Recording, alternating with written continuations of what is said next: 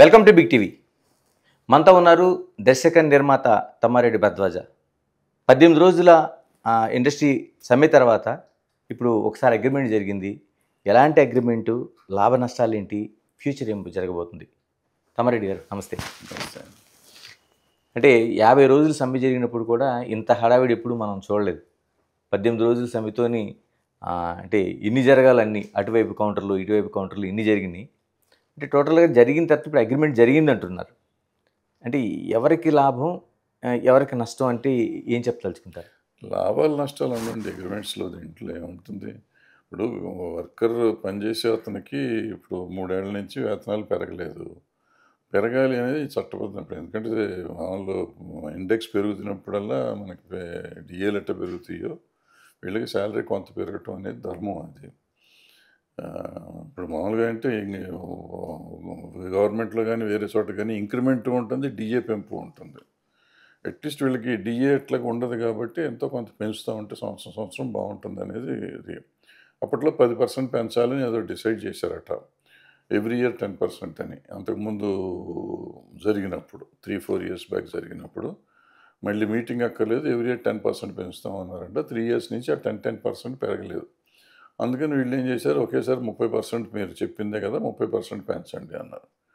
వాళ్ళు ఏమంటారు, ప్రొడ్యూసర్లు ఏమంటారంటే మీరు ఆ కండిషన్స్ కొన్ని పెట్టాము 3 ఏళ్ల కింద, ఆ కండిషన్స్ మీరు అమలు పరచలేదు కాబట్టి మేము 30% పెంచము, అసలు పెంచము, 30% పెంచితే అసలు వాళ్ళ సినిమా తీసే పరిస్థితి ఉండదు, అన్యాయం అయిపోతాం అని చెప్పి వాళ్ళు అన్నారు. అంటే కాస్ట్ ఆఫ్ ప్రొడక్షన్ పెరిగిపోయింది, వాళ్ళకు ఉండే ప్రాబ్లమ్స్ వాళ్ళకు ఉన్నాయి. వాళ్ళు చెప్పేది కరెక్టే, వీళ్ళు చెప్పేది కరెక్టే.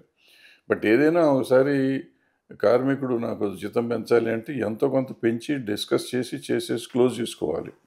మరి అది ఎందుకు క్లోజ్ చేయలేదని తెలియదు వాళ్ళు. ఎందుకంటే మార్చిలో నోటీస్ ఇచ్చామని చెప్తున్నారు వర్కర్స్. మార్చి అంటే ఏప్రిల్ పోయింది, ఏప్రిల్, మే, జూన్, జూలై, ఇది ఆగస్టు. ఇప్పుడు సెటిల్ 4 నెలలు డిస్కషన్స్ చేయకుండా, అది సెటిల్ చేయకుండా ఎందుకు కూర్చున్నారు అనేది నాకు తెలియదు. సో ఇప్పుడు జరిగినాక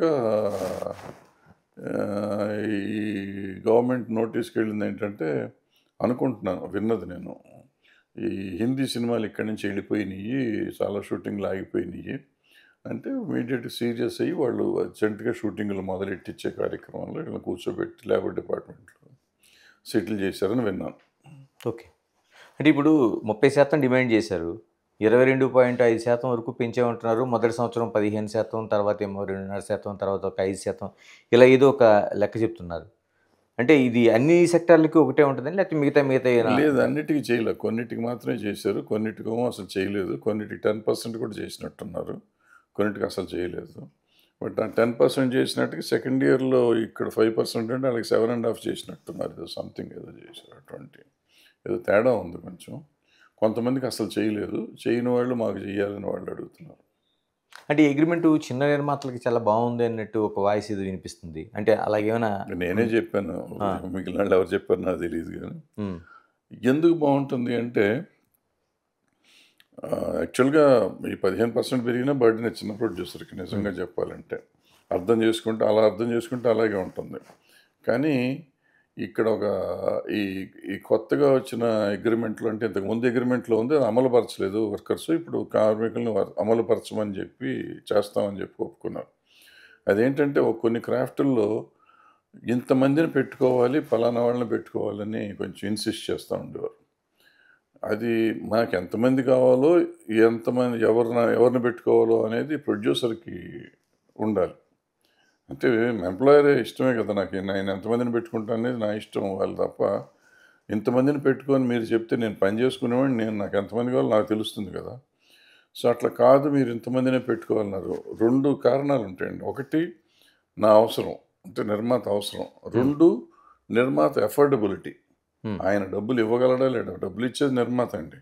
నిర్మాతని నా దగ్గర 10 రూపాయలే ఉన్నాయి అంటే, కాదు నువ్వు 100 రూపాయలు మనుషులను పెట్టుకుని చేయాలి అంటే 100 రూపాయలు లేకుండా ఎక్కడ పెడితే అప్పు పెడతాడు. అప్పు పెట్టిన కాడి నుంచి అది ఆగిపోతుంది. వీళ్ళందరికీ వర్కర్స్ పని చేసి డబ్బులు లేకుండా వెళ్ళిపోతారు. ఆ సిస్టమ్ తప్పది. మొదటి నుంచి నేను చెప్తున్నాను. వాళ్ళకి అంతకుముందు కూడా డిపార్ట్మెంట్లో కూడా కంప్లైంట్లు ఇచ్చున్నాయి. గతంలో గత 30 ఏళ్ళుగా 4-5 సార్లు కంప్లైంట్లు ఇచ్చున్నాయి. సో అది ఇప్పుడు స్ట్రిక్ట్గా అమలు పరుస్తారు. అది అమలు పరిస్తే ఏమవుతుందంటే ఇప్పుడు కొన్ని క్రాఫ్ట్లు ఉన్నాయి మనకి, వాళ్ళు 10 మంది కంపల్సరీగా పెట్టుకోవాలంటారు. అక్కర్లే 6 చాలని ప్రొడ్యూసర్లు అంటారు. ఇప్పుడు 6 పెట్టుకున్నారనుకోండి, ఆ క్రాఫ్ట్‌కి మనిషికి రూ. 1000 ఇస్తున్నారు అనుకుందాం. 10,000 ఇచ్చేవారు ఇంతకుముందు. ఇప్పుడు 6 పెట్టుకుంటారు. 15% పెరిగింది. అంటే రూ. 150 పెరిగింది. 6కి 150 అంటే 900 పెరుగుతుంది. ఓకే. 900ను 6,000 అంటే 7,000 అవుతుంది. 3,000 మిగిలినట్టేగా 10,000 నుంచి. అవును. సో అట్లా చిన్న ప్రొడ్యూసర్‌కి లాభం అనేది నా పాయింట్. ఓకే. ఇప్పుడు పని గంటల కోసం అతిపెద్ద చర్చ జరుగుతుంది. అంతకుముందు 6-6:30 తర్వాత 7-6 అనేది కొంతకాలం కొనసాగింది. ఇప్పుడు 9-9 అనే దానిపైన చర్చ జరుగుతుంది. ఎందుకండి అబ్జెక్షన్స్ ఉండాల్సిన అవసరం ఏముంది? అంటే ఏదైనా అప్పుడు కూడా 6-6 అంటే అది, 7-6 అంటే ఒక గంట తగ్గింది. ఇప్పుడు 9-9 అంటే. అసలు ఇదేంటంటే ఇది 6-6 కాల్ షీట్ అనేది sunrise to sunset call sheet అని ఫస్ట్ పెట్టారు. ఎప్పుడో 60-70 ఇయర్స్ కింద నుంచి అట్లాగే ఉంది.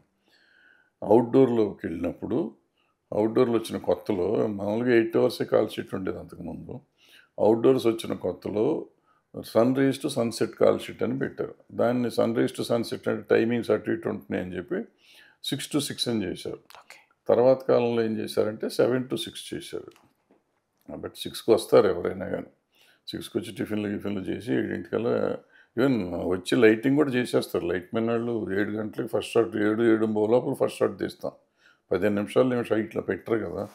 టిఫిన్ చేయగానే పాపం సెట్లోకి వచ్చేసి గబగబా లైట్లు చేస్తే 7కి చాలామంది 7కి రామానాయుడు గారు, మోహన్ బాబు గారు ఇటువంటి కంపెనీలు, మా కంపెనీ 7 అంటే 7కి షాట్ తీసేవాళ్ళం ఫస్ట్ షాట్. హ్మ్.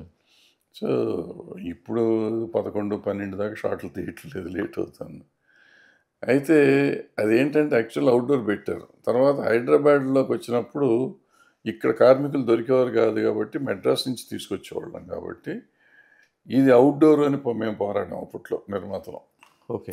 ఇది కూడా అవుట్‌డోరే కదా. అక్కడి నుంచి వచ్చిన వాళ్ళకి జీతాలు ఇస్తున్నాం అవును. కదా.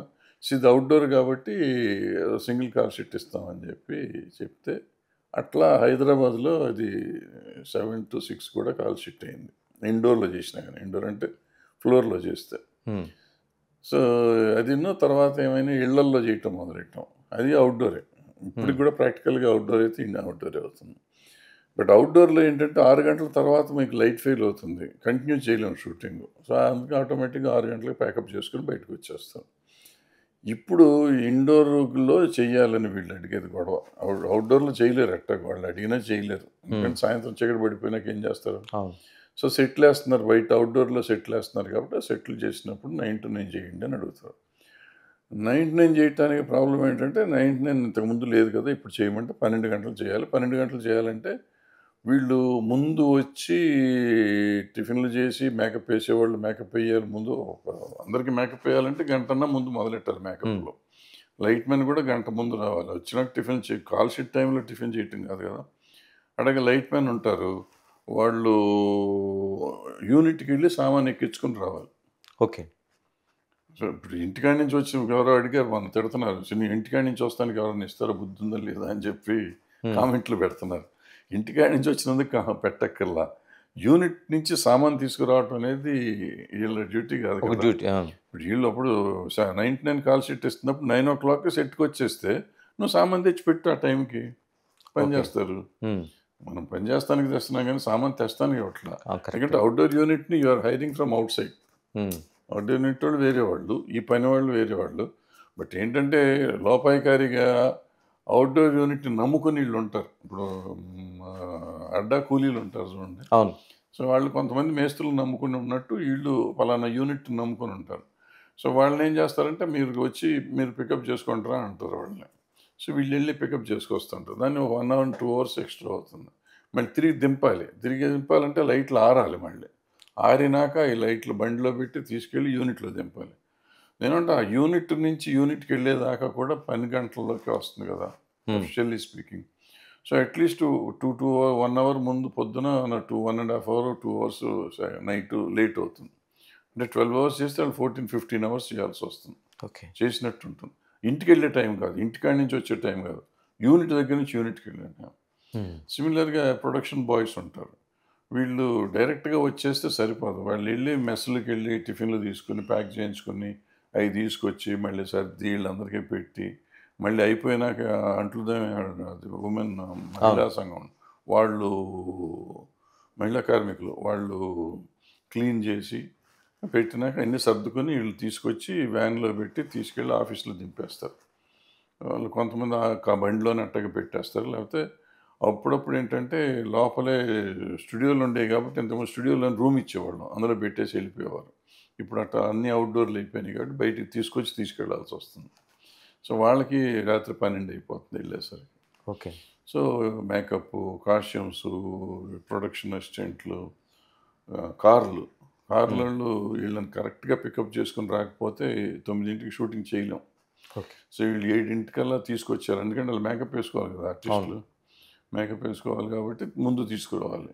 సో, వాళ్ళు ఒక గంట ముందో, 2 గంటల ముందు నుంచో పని చేయటం మొదలెట్టాలి. హ్మ్. అయిపోయినాక దింపటం కూడా అంతే టైం పడుతుంది. ఓకే. సో, వాళ్ళకి లేట్ అవుతుంది. ఇట్లా కొన్ని క్రాఫ్ట్స్ ఉంటాయి ఇంకా గుర్తుండకపోవచ్చు నాకు. ఇట్లా కొన్ని క్రాఫ్ట్స్‌కి 2, 3 అవర్స్ ఎక్స్‌ట్రా చేయాల్సొస్తుంది. సో, మరి వాళ్ళని కూడా మన 99 గార్డెన్ కట్టేయటం కరెక్ట్ కాదు. ప్లస్ వాళ్ళకి జే రే రే జీతాలు పెరగాలి అనేది పాయింట్. అంటే చాలా వరకు 7-6 అన్నా, వచ్చిన తర్వాత కార్మికులు ఆ టిఫిన్ చేయడానికో, మిగతా దానికి టైం వేస్ట్ చేస్తున్నారు. అందుకోసం మేము 9-9 పెట్టాల్సిన అవసరం వచ్చింది అదే అనేది ఒక అవగాహన లేకపోవటం దాని ఆ! గురించి. అంటే అందరూ ఇప్పుడు మీరంటుంది 7:00 మీరు షూటింగ్ స్టార్ట్ చేశారంటున్నారు. ఆర్టిస్టులు కూడా ఆ టైంకి వచ్చేవారు చూడండి. వచ్చేవారు. ఇప్పుడు ఆ పరిస్థితి ఉందంటారా? ఇప్పుడు లేదు. లేదు. కొంతమంది వస్తున్నారు. ఇప్పటికే వచ్చి చేసేవాళ్ళు ఉన్నారు. ఆ! చేసేవాళ్ళు చేస్తున్నారు. చేయనోళ్ళు చేయట్లేదు. ఓకే. ఎక్కువ సినిమాలు చేయట్లేదు అట్లా. హుహు. అంటే 7 వచ్చి ఫస్ట్ షాట్ జరగాలి. 7కే కాదు 9కి పెట్టినా వచ్చి రానోళ్ళు ఉన్నారు అట్లా. ఇలాగండి ఇప్పుడు చాలా వరకు మీరు సమ్మెలు చూశారు. ఈసారి ప్రభుత్వం అంటే కార్మిక శాఖ చొరబడి దాన్ని మధ్యస్థంగా చర్చలు చేసే పరిస్థితి వచ్చింది. గతంలో కూడా అంటే ఇలాంటివి కార్మిక జరిగినాయండి ఏమైనా? శాఖ ఏం చొరబడలే నాకు తెలిసినంత వరకు కార్మిక శాఖని వీళ్ళని ఇన్వాల్వ్ చేసుకుంది. హ్మ్. వాళ్ళు పెద్దగా ఇన్వాల్వ్ అవుతారని నేను అనుకోలేదు. బట్ లాస్ట్ మినిట్‌లో వాళ్ళని ఇన్వాల్వ్ చేశారు. సో, వాళ్ళు ఇన్వాల్వ్ అయ్యారు కాబట్టి సెటిల్ చేశారు. వాళ్ళొచ్చి ఇమ్మీడియేట్‌గా అయిపోవాల్సిందే అని చెప్పి కూర్చున్నారు కాబట్టి అయ్యింది ఆ రోజు. లేకపోతే అయ్యేది కాదు. ఇలాంటి అంటే గతంలో ఎప్పుడైనా జరిగిందండి ఇలాగా? కార్మిక శాఖ ఇన్వాల్వ్‌మెంట్‌తో జరిగిన ఇన్ని సంవత్సరాల అదే ఇండస్ట్రీలో? కార్మిక శాఖ చాలా సార్లు ఇన్వాల్వ్ అయింది కానీ ఈ సమ్మెల్లో కాదు. ఓకే. ఇది సమ్మె కాదు యాక్చువల్‌గా. వీళ్ళు పని చేయమన్నారు, వాళ్ళు పని చేయొద్దన్నారు. ఇప్పుడు ఇక్కడ విచిత్రం ఏంటంటే కార్మికులు మాకింత జీతం ఇస్తే మేము పని చేస్తాము అన్నారు. హ్మ్. అంటే షూటింగులు జరిగినాయి. ఓకేనండి. 2 రోజులు, 3 రోజులు అంటే ఆ నెంబర్ ఫుల్ షూటింగ్స్ కాకపోయినా ప్రొడ్యూసర్స్ లెటర్ రాశారు. ఏది యూనిట్లన్నిటికీ మీరు కార్మికులతో మనకి ఒప్పందాలు జరగలేదు. ఒప్పందాలు జరిగేదాకా అవుట్‌డోర్ యూనిట్ పంపొద్దు అని చెప్పి లెటర్స్ రాశారు. అంటే వాళ్ళు కూడా సమ్మెని కాదు వాళ్ళు కూడా అవును. పని చేయొద్దన్నారు. ఈళ్ళు మేము డబ్బులిస్తే పని చేస్తాం. వీళ్ళకి పని చేస్తున్నారు. Producer started working. హిందీ సినిమాలు కూడా జరుగుతా ఉన్నాయి. అప్పుడు వాళ్ళు మన కంట్రోల్ తప్పుతుంది అని చెప్పి ప్రొడ్యూసర్స్ షూటింగ్‌లుకి యూనిట్లు పంపొద్దన్నారు. యూనిట్ లేకుండా షూటింగ్ చేయలేం కదా! హ్మ్. సో, అట్లా ఆగిపోయినాయి. ఆగిపోయినాయి. తర్వాత కొంతమంది ఎట్లా చేశారు కానీ మొత్తానికి 5, 6 షూటింగులు జరుగుతూ ఉండేవి అప్పుడు కూడా. సో, బట్ ఈ గవర్నమెంట్ ఏమో హిందీ సినిమాలు 2, 3 సినిమాలు వెనక్కెళ్ళిపోయినాయి. ఈ ఈ త గొడవలో.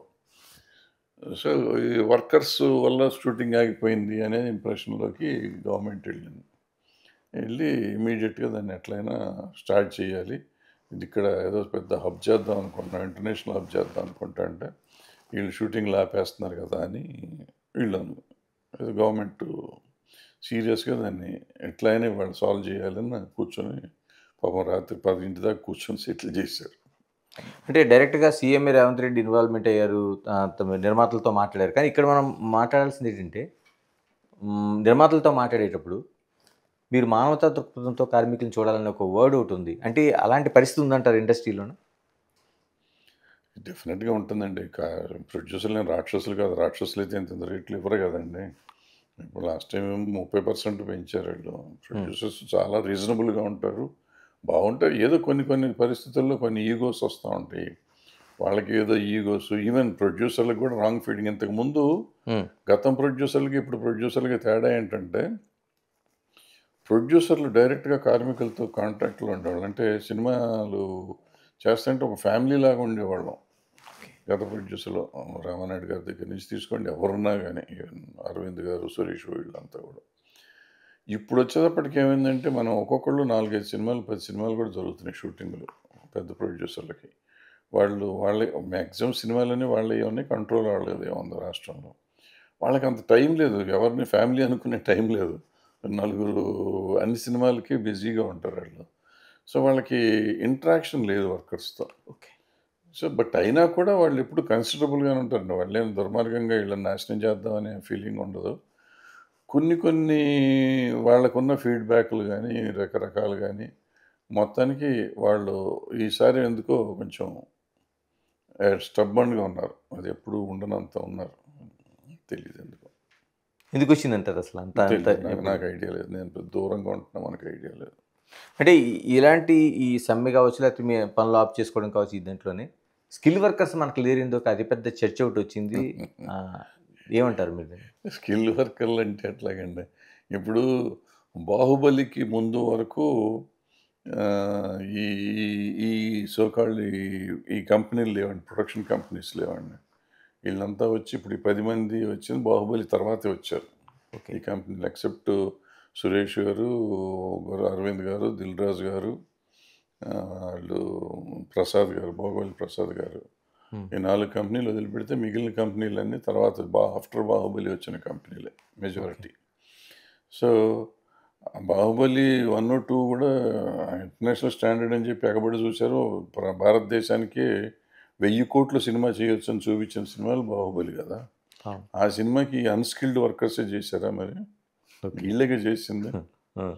'బాహుబలి 2' తర్వాత 'త్రిబుల్ ఆర్' వచ్చినప్పుడు రాజమౌళి గారు బయటోళ్ళని పెట్టుకున్నారు. ఎక్విప్‌మెంట్ గాని, ఇది గాని బయట నుంచి తెచ్చారు.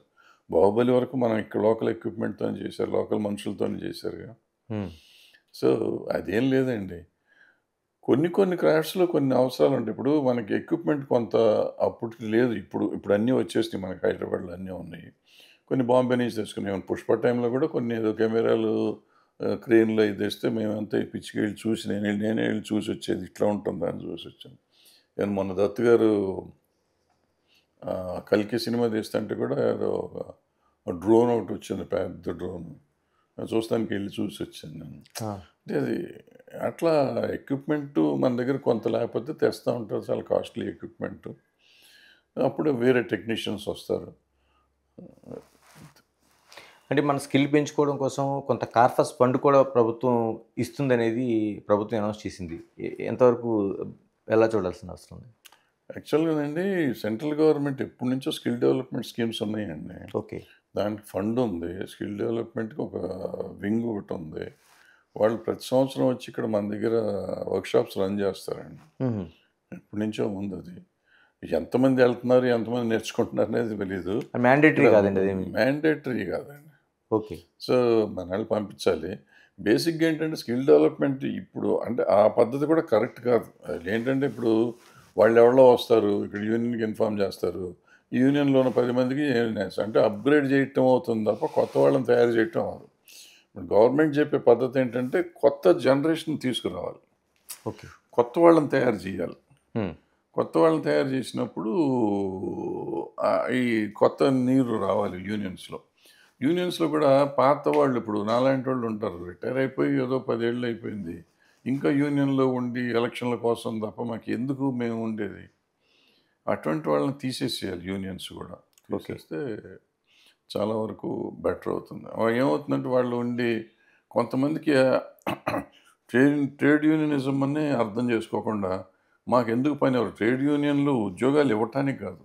హ్మ్. కార్మికుడి హక్కులు కాపాడటానికి మాత్రమే ట్రేడ్ యూనియన్ ఉంటుంది. కార్మికుడి హక్కు పని చేయటం కాదు. పని ఉంటే దాన్ని సరిగ్గా చేయటం. సో, నాకెందుకు పని ఇవ్వవు అని అడిగే హక్కు నాకు లేదు. నాకు ఇష్టమైనట్టే నేను పని చేయటం, చేయకపోవటం నా హక్కు ఎట్లాగో, అవతల వాళ్ళు పెట్టుకోకపోవటం వాళ్ళ హక్కు. ఓకే. నువ్వు వాళ్ళని పెట్టుకు తీరాలి అని అడిగే హక్కు యూనియన్‌కి లేదు. యూనియన్ ఏంటంటే నాకు డబ్బులు ఇవ్వలేదా? లేకపోతే నేను వెళ్తే ఫెసిలిటీస్ లేవా? ఏదో టాయిలెట్స్ లేవు, లేకపోతే ఇంకోటి లేదు, ఇంకో ఫెసిలిటీ లేదు అంటే డెఫినెట్‌గా యూనియన్ ఎళ్లి అడగొచ్చు. అంతేగాని యూనియన్ ఎళ్లి నువ్వు పలానా వాళ్ళని పెట్టుకో అని అడిగే హక్కు యూనియన్‌కి లేదు. సో, ఈ ఈ ఈ రిటైర్మెంట్లు అయిన వాళ్ళని లేకపోతే ఈ పని చేయలేని వాళ్ళని తగ్గించకపోతే 40 ఇయర్స్ పైన వచ్చేటప్పటికండి ఈవెన్ డాన్సర్స్లో కానీ ఫైటర్స్లో కానీ ఒక రకమైన ఇది తగ్గుతుంది. సో మెల్లిగా కొత్త నీళ్ళు వస్తాం మొదలెట్టాలి అట్లా. సో అవన్నీ చేసుకోవాల్సిన అవసరం ఉంది. అది ఈ కొత్త స్కిల్ డెవలప్మెంట్లు చేసి ఎప్పటికప్పుడు కొత్త వాళ్ళు వస్తుంటే పాత వాళ్ళని పంపించేస్తాం. ఇప్పుడు గవర్నమెంట్ పెడుతున్న స్కిల్ యూనివర్సిటీలో కూడా దానికి ఒక స్థానం ఇస్తామని చెప్పి గవర్నమెంట్ ప్రకటించింది ఇప్పుడు. ఇది ఉండాలండి మంచిది. ఓకే. మన పద్మాలయంలో కూడా కృష్ణ గారి పేరు మీద చేస్తున్నారండి స్కిల్ డెవలప్మెంట్. బిల్డింగ్ స్టార్ట్ అయింది, కన్స్ట్రక్షన్ స్టార్ట్ అయింది. నెక్స్ట్ కృష్ణ గారి బర్త్డేకి ఓపెనింగ్ చేస్తారు. తర్వాత అండి ఇప్పుడు చాలా వరకు మీరు చెప్తున్నట్టు పని హక్కు ఎలా ఉందో అవతలవాడికి కూడా ఆ హక్కు ఉంటుంది, నిర్మాత కావచ్చు. కానీ ఫెడరేషన్ తరపున వాళ్ళని మోనోపలీ చేయటం లేకపోతే బ్లాక్మెయిల్ చేయటం ఇటువంటి సిస్టమ్ ఉందనేది నిర్మాతలు ఈ సందర్భంగా బయటకు వచ్చి బహిరంగంగానే చెప్పారు. ఎలా చూడాల్సిన అవసరం ఉంది ఇటువంటి సిస్టమ్స్? తప్పని చెప్తున్నా కదా, ముందే చెప్పా. ఇప్పుడే కదా నేను మన 10 ఏళ్ళ నుంచి చెప్తున్నాను. నా వీడియోలు మీరు చూస్తూ ఉంటే నేను తప్పు అని మొత్తుకుంటా ఉన్నాను నేను ఎప్పుడు. అంటే అది తప్పు. బట్ ప్రొడ్యూసర్లు చెప్తున్నది పూర్తి సత్యం కాదు, అర్ధ సత్యం అది. ఓకే. ఈ ఈ ఈ ఈ వీళ్ళు పెడుతున్నది నిజమే, వీళ్ళు పెట్టింది. ఈ పెద్ద సినిమాల్లో వీళ్ళని ఎంతవరకు వాడుతున్నారు? వీళ్ళు స్కిల్ లేదని చెప్పి మనం బయట నుంచి తెచ్చుకుంటున్నాం. బయట నుంచి తెచ్చిన వాళ్ళు కొన్ని రూల్స్ పెడతారు. అది బ్లాక్మెయిల్ యాక్చువల్గా. ఇదేముంటుంది, ఇదే పెద్ద ఇష్యూ కాదు. ఇప్పుడు పెద్ద సినిమా ఉందండి, 400 కోట్లు 300 కోట్లు అవుతుంది. వీళ్ళు 6 కాదు 10 మందిని పెట్టుకోమన్నారు. 4 పెడితే పోతుంది ఏంటి అనేది ఉంది. బట్ అది తప్పు. ముందు అసలు పెట్టమంటాం తప్పు. 100% they have no right to do that. అది తప్పే. బట్ ఇక్కడ ఏంటంటే ఇప్పుడు నన్ను పెట్టుకున్నారండి, ఒక పెద్ద సినిమాకి నన్ను పెట్టుకున్నారు. ఓ పెద్ద టెక్నీషియన్, ఒక మేజర్ క్రాఫ్ట్కి నన్ను ఇదిగా చీఫ్గా పెట్టుకున్నారు. నన్ను పలానా వాళ్ళు రికమెండ్ చేసి పెట్టారు. పెట్టినాక నాకు తెలిసిన వాళ్ళందరినీ అందులో పెట్టుకుంటాను. నాకు పలానావాడు కావాలని. నాకు ఇక్కడ క్రాఫ్ట్లో ఉన్నారు నాకు యాక్చువల్ దొరుకుతారు. ఓకే. వాళ్ళని కాదని నేను కొన్ని పేర్లు రాసి ఇచ్చి వాళ్ళని తీసుకొచ్చి పెట్టి, అది కూడా 3 సరిపోతే 10 మందిని పెట్టి 10 మందికి హైయెస్ట్ రెమ్యునరేషన్స్లో యూనియన్లో లేని రెమ్యునరేషన్స్ ఇప్పిస్తున్నాం. ఓకే. వాళ్ళని మనం గట్టిగా అనలేము. ఎందుకంటే పలానా వాళ్ళు నన్ను రికమెండ్ చేసి పెట్టుకున్నారు. పలానా వాడి దగ్గరికి వెళ్ళే దమ్ము నాకు లేదు. ఓకే. సో అది బ్లాక్మెయిల్. అది డైరెక్ట్గా చెప్పలేక పాపం వాళ్ళు వీళ్ళ మీద తోస్తారు. ఇది బ్లాక్మెయిలే, ఇది బ్లాక్మెయిలే. కానీ అది పెద్ద బ్లాక్మెయిల్. దాన్ని పాయింట్ అవుట్ చేయలేరు, అది చెప్పలేరు. ధైర్యంగా బయటికి చెప్పుకోలేక ఇది చేస్తున్నారు. ఇది నిజమే, ఈ బ్లాక్మెయిల్ నిజమే. ఆ బ్లాక్మెయిల్ ఇంకా మోసం అది కదండి. ఇప్పుడు ఈ 3 ఏళ్ళకైతే అగ్రిమెంట్ జరిగింది. ఈ ఇండస్ట్రీ ఇప్పుడు అంతర్జాతీయ స్థాయిలో ఎదుగుతుంది. ఇండస్ట్రీ చాలా నాలుగా ఉండాల్సిందే, కొనసాగాలి కూడా. ఎలా మరి ప్రతి 3 ఏళ్ళకి ఇలాగా ఈ వస్తూ ఉంటే నిజంగా అనుకుంటున్నా ఎక్కడో చోట కుంటుపడుతుంటుంది, ఇలాంటి స్ట్రగుల్ జరుగుతూ ఉంటుంది. ఏం చేయాల్సిన అవసరం ఉంది? ఏం అక్కర్లేదండి దీనికి. యాక్చువల్గా నేను అనేది ఏంటంటే, ఇది కంటింజెంట్ లేబర్, వీళ్ళంతా డైలీ లేబరు. వీళ్ళకి డైలీ ముందు అసలు ఇచ్చేయాలి జీతాలు. వీళ్ళందరికీ ఈఎస్ఐలు పిఎఫ్లు కావాలి. ఈఎస్ఐ చేస్తేనండి నెలలో 3 రోజులు చేస్తే చాలండి ఈఎస్ఐకి ఎలిజిబుల్ అవుతారు. ఈఎస్ఐ రూల్స్ అన్ఫార్చునేట్గా ఇది వచ్చి 15-20 సంవత్సరాలు 25 సంవత్సరాలు అయిందండి రూల్ వచ్చి.